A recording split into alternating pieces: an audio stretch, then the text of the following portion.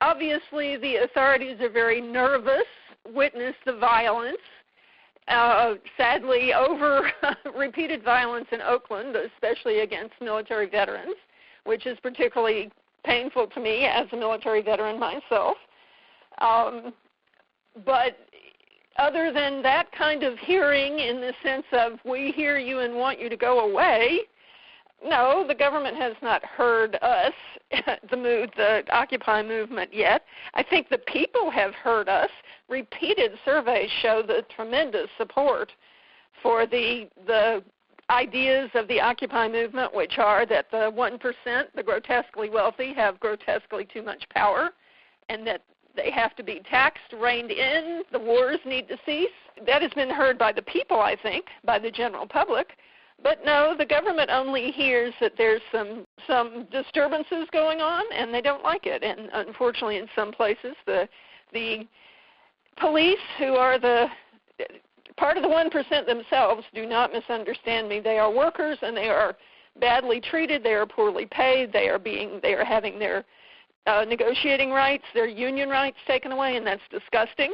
And the Occupy movement absolutely supports the police in that sense, but in the sense that they are the storm troops for the 1%, unfortunately that sets us against them in that way, and unfortunately they have been violent in certain cases, and it would be really nice if they'd quit.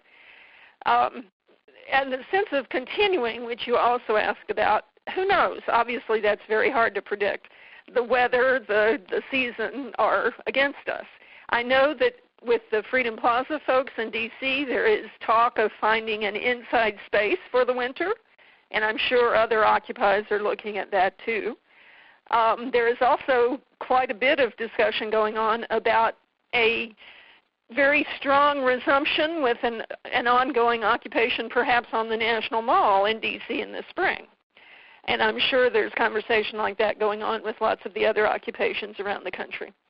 But I certainly can't make any predictions. I can just, let you know the discussions that are going on, and those are the two main ones, along with the planned march from New York to D.C. to arrive on the day when the so-called super committee is supposed to make their first decision about the massive cuts they are intended to create. The massive cuts to human needs spending, and interestingly, if they let it go without making their own decisions, also some cuts to Pentagon spending, to military spending, which would be a good thing, although they're not enough. So, things are up in the air. Who knows what's going to happen? But obviously the momentum of these occupations is strong, and people want to keep on with it and use it as best we can.